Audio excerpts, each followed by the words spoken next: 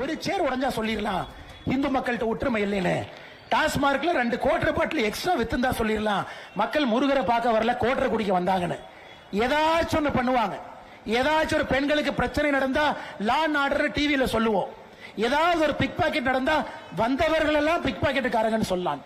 5 லட்சம் பேர் வந்து அமைதியா உட்கார்ந்து கந்தசஷ்டி கவசம் பாடி அதற்காக இன்னைக்கு நடந்த மாதிரியே வந்த மலை நின்று முடிச்சிட்டு குப்பையெல்லாம் சுத்தம் பண்ணி சேரெல்லாம் எடுத்து போட்டு டிஎம்கே காரனே அரண்டு போய் நிற்கிறான். எப்படி இது போன்ற ஒரு இயக்கம் கட்டுக்கோப்பாக இந்து மக்களை வைத்திருக்க முடியும் என்று மறுபடியும் விஷப்பரீட்சை வைத்திருக்கின்றார்கள்.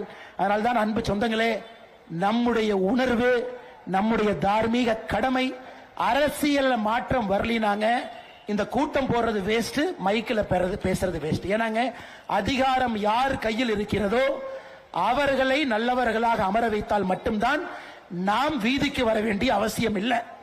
தப்பான ஆள அதிகாரம் கொடுத்தீங்கன்னா நாம மலையில வீதிக்கு வரணும். ஒரு விநாயகர் ஊர்வலத்துக்கு போராடணும், RSS ஊர்வலத்திற்கு போராடணும், முருகனுக்காக போராடணும், லட்டி சார்ஜில் உதவாங்கணும், கைது செய்யப்படணும், உள்ள போகணும். ஏன்? இந்து முன்னணியினுடைய மாநில தலைவராக இருந்த அற்புதமான மகான் திருப்பரங்குன்றத்தினுடைய முருகருக்கு ஆதரவாக பேசி ஆதரவாக நடந்து கொண்ட காரணத்தினால மட்டும்தான் மாநில தலைவராக இருந்தவர் வெட்டி படுகொலை செய்யப்பட்டார் தமிழக மண்ணில். யோசிச்சு பாருங்க. இந்து முன்னணி இயக்கத்தினுடைய மாநில தலைவராக இருந்தவரை வெட்டி படுகொலை செஞ்சாங்க. ஏன்னா திருப்பரங்குன்றத்தை பத்தி பேசுறதுக்காக. அதனால் மறந்து விடாதீர்கள், மறந்தும் இருந்து விடாதீர்கள். நம்முடைய உணர்வு, நம்முடைய தார்மீக கடமை ஒன்றாக இணைந்து முருகனுக்கான நியாயத்தை வாக்குப்பட்டியலும் தேடுவோம். ஐயா கோர்ட்ல தேடுறது வேற, உயர் நீதிமன்றம் உச்ச நீதிமன்றத்தில் நிற்போம், அது ஒரு பக்கம். வாக்குப்பட்டியலை முருகனுக்காக நின்றால் மட்டும்தான் அந்த தீர்ப்பு நிரந்தரம் என்பதை புரிந்து கொள்ளுங்கள். அந்த தீர்ப்பு நிரந்தரமாக இருக்க வேண்டும் என்றால் வாக்குப்பட்டியலை முருகனுக்காக நாம் நிற்க வேண்டும்.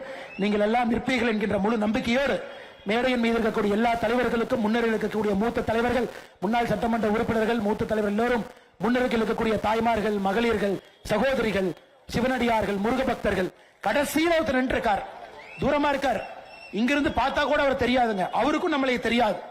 ஆனா உணர்வோடு நிற்கின்றார், உணர்வோடு நிற்கின்றார். கடைசியில் இருந்தாலும், கடைசியில் வரிசையில் அமர்ந்தாலும் எனக்கு யாரும் பேசுவதை கேட்கவில்லை, யார் பேசுவதும் பார்க்கவில்லை என்று சொன்னாலும் கூட முருகனுடைய அருளுக்காக, முருகனுக்காக நிற்கக்கூடிய இந்த அரங்கத்தில் இருக்கக்கூடிய எல்லா பொதுமக்களுக்கும் என்னுடைய நன்றி கலந்த வாழ்த்துக்களை, வணக்கங்களை தெரிவித்து என்னுடைய உரையை முடித்துக் கொள்கின்றேன். வெற்றி